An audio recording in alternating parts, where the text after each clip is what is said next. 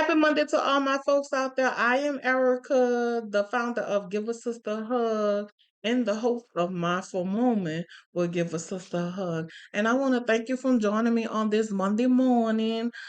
And this week episode is sponsored by Marie's Aroma Bees Nonprofit.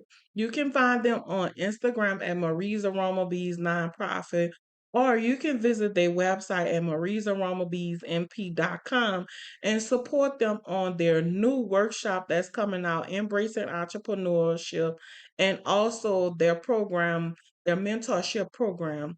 They're also accepting donations, so it will be greatly appreciated to help that nonprofit out to bring awareness to the community.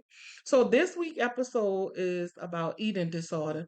Eating disorder is something that a lot of people experience. You may not know it, but people do experience eating disorder.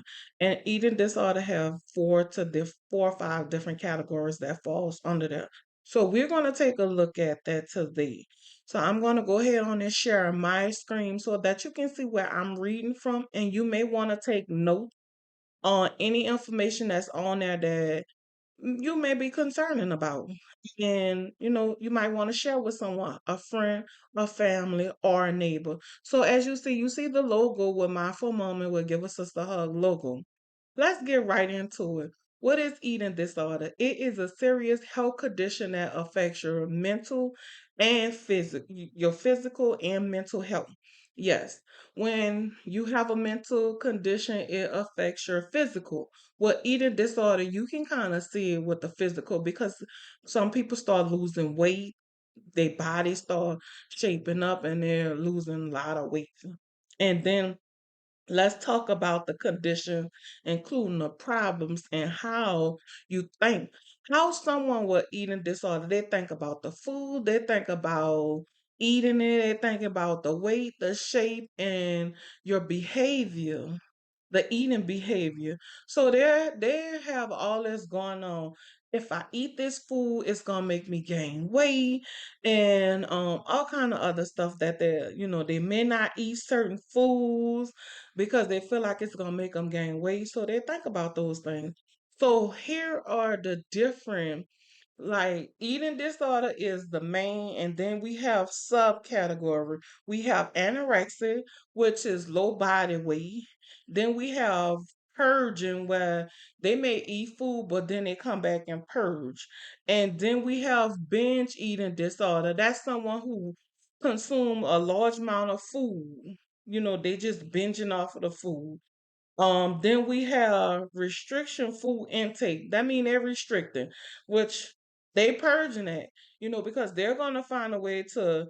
Some of them stick their hand down their throat to make them vomit. It's all kind of ways that mostly they're vomiting the food up so that they won't gain weight or they won't feel fat or anything. So that's the different subcategories, where when you go to the health physician and you're telling them the different side effects of what you're doing and how you feeling, they're gonna subcategory using one of those.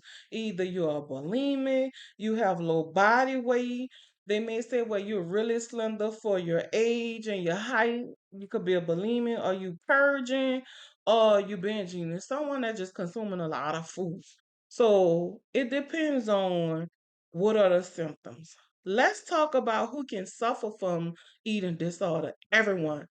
Age, no, all ages, race, ethnic background, body weights, and gender. That means we all can suffer from eating disorder. Nobody's restriction. Nobody that's excluded from having a eating disorder. Let's talk about the symptoms. Like I said before, the symptoms vary. The symptoms vary on what category your mental health or your PC put you in, what category. So it depends on what you're doing. You may be someone that's just consuming a lot of food. So the physician you will be under binge eater. Binge eating disorder. That means you consuming a lot of food. You're just eating a large amount of food. So that will be like the symptom. So that's what we talk about the symptoms. Depends on what type of eating disorder that you have. Let's talk about how we get diagnosed. It's important that we go to a mental health physician or your PCP to help us figure out what subcategory that you may fall under with eating disorder, because everybody's not going to fall under the same category. It depends on what symptoms that you are experiencing at the time.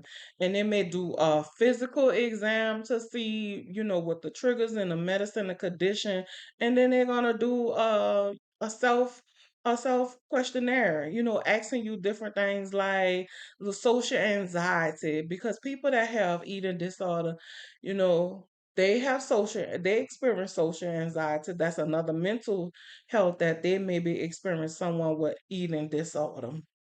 Let's talk about treatment. As we say, with all mental illness, it can be treated.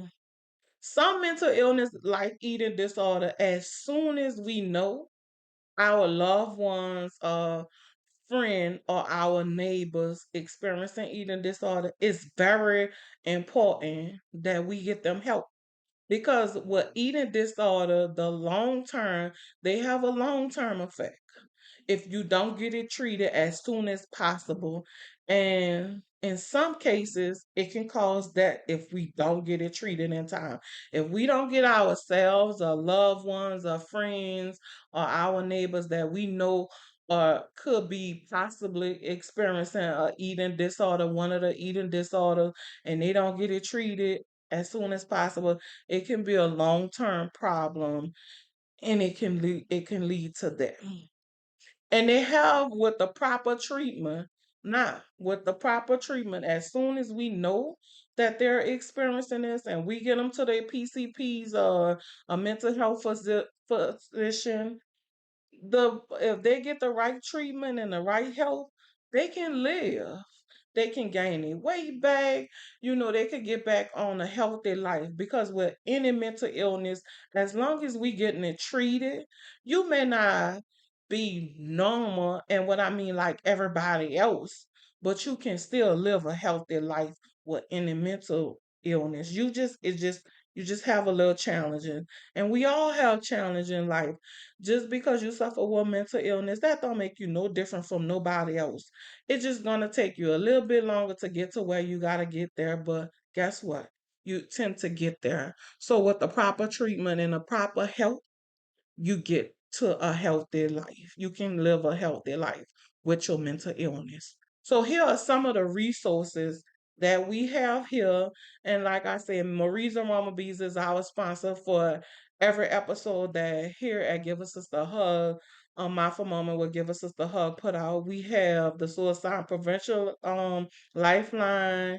We have the screening for mental health for military people. We have the crisis line. You can text or we can call, because our young people, they like to use the text option. So we have that number. So make sure you jot some of this information down to pass on to friends, loved one, or even our neighbors. So, as I say always, I'm not a physician, but I am here to spread awareness to mental health and the different mental illness that we have out here, to make sure that I'm educating you guys to educate a friend or a loved one or a neighbor. So that means I'm going to help you to help the next person to bring awareness to this mental illness. So thank you for tuning in to this week episode, Eating Disorder. And I hope I have provided you with enough information so that you can help your loved one. So as I say always at the end of each week, I'll give you a coping mechanism that you can use, a coping skill. And this week coping skill is going to be meditation. Meditation is great. Meditation help you relax the mind so that you can clearly think and make great decisions. So, happy Monday. Take care. I'm Erica, your host for this week Mindful Moment.